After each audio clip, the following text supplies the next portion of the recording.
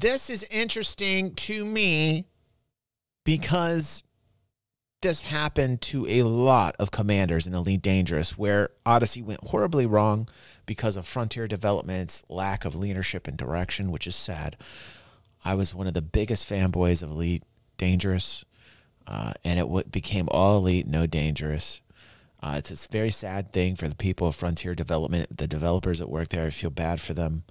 I wish there was more direction for them, more focus. But again, because Frontier Development focuses on multiple games like Jurassic Park and many other titles, I think that splits their focus, and I don't think there's enough people to like keep the focus on each project. So it goes here and there, and it reflects through the gameplay. It reflects through the game experience.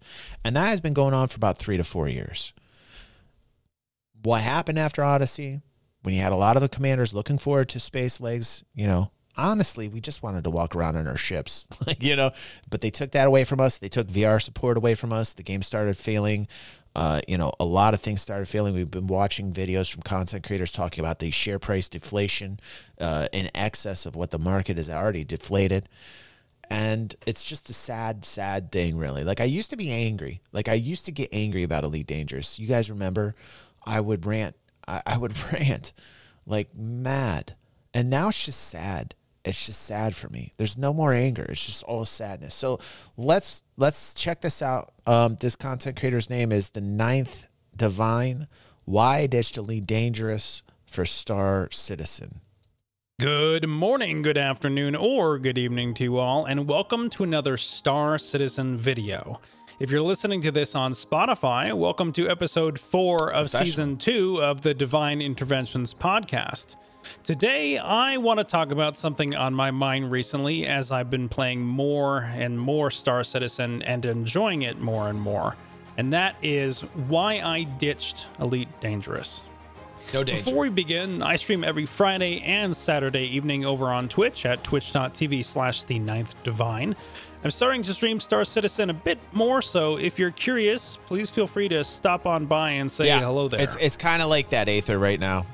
Let's make one thing blatantly obvious.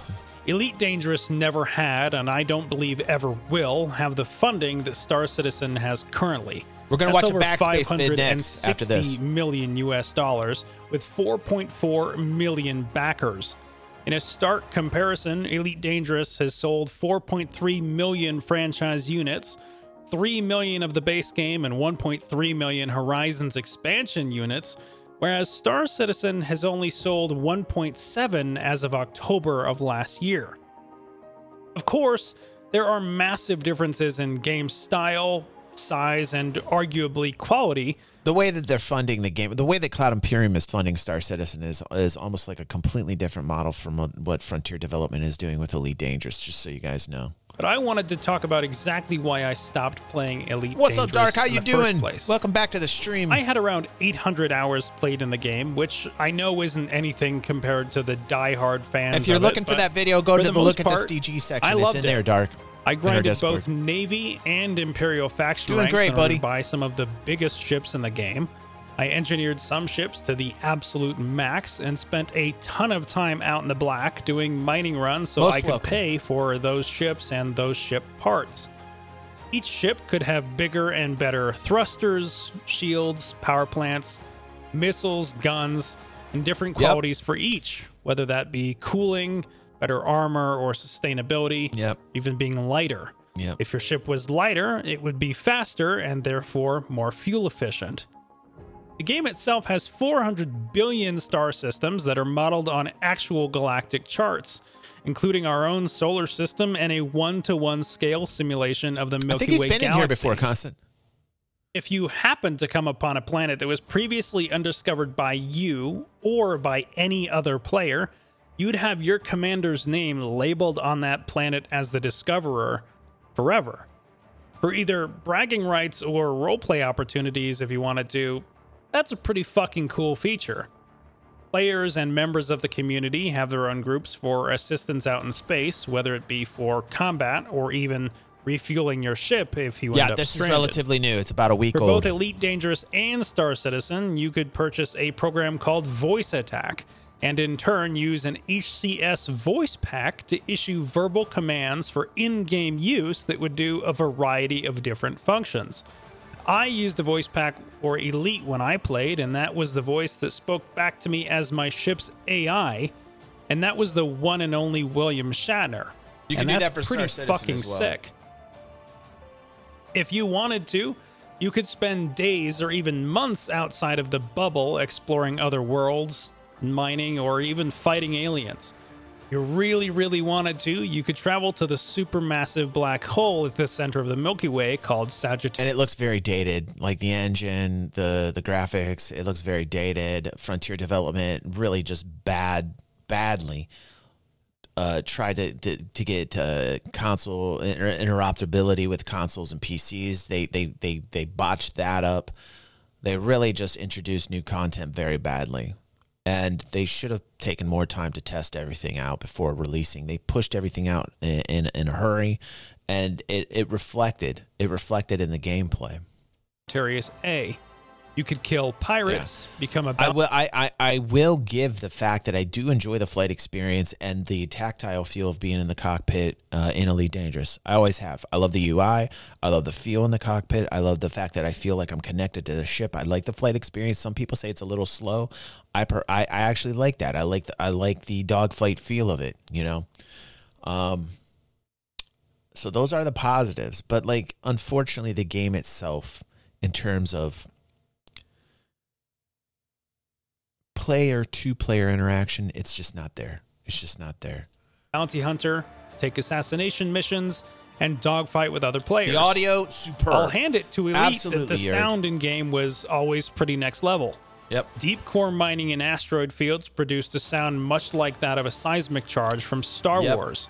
Ship engines, thrusters, guns, and missiles all sounded We pretty talked great. about that. There's a dude named Hybrid Audio. We talked about this. This guy made like a mock setup with all new audio for Star Citizen that was phenomenal. I've talked to many at Cloud Imperium directly to say, hire Hybrid Audio.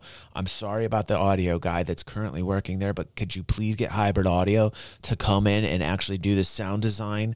Like, holy shit, it's amazing. And I'm not trying to be an asshole here, because I understand there's real people working on audio right now, but please take a cue from Hybrid Audio, because wow, that's one of my most viewed videos this in 2022. It's got like 80,000 views, and everybody was just like, wow, what is going on here?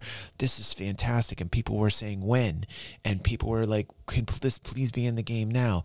There was so much positive feedback with Hybrid Audio that, man, it really made me feel like it was a step up from the sound you get, the sound design in Elite Dangerous. It actually, I think, was at a level of Elite Dangerous audio or even above it. That's how good Hybrid Audio did a good job at creating a battle scenario with sound effects to gameplay that is just, it's phenomenal. Go to the channel and check it out. It's the visuals really were good. Regularly stunning, and I managed to get several incredible screenshots over the 800 hours that I played the game.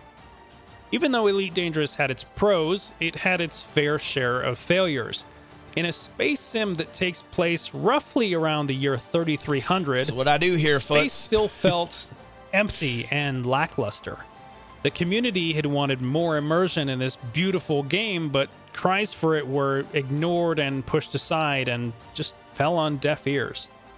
Ship engineering required an insane amount of material farming and traveling across the system. Engineers was the start of the demise, of the downfall. Engineers for Elite Dangerous was the very start of it. You know, when you got into a scenario that you had to grind for hours upon hours, if not days, to get the build that you wanted for PvP play that you currently had easily, it was a step backwards for most PvPers.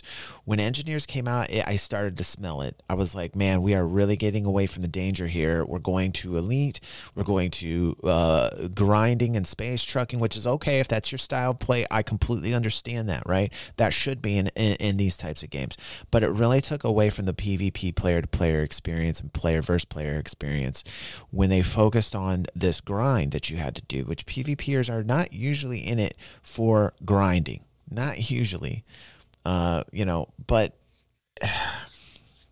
it's neither here nor there now. Systems. It's sometimes dead. The game's tens dead, of thousands of light years away from the populated area called the Bubble. just to be able to get better parts for your ship.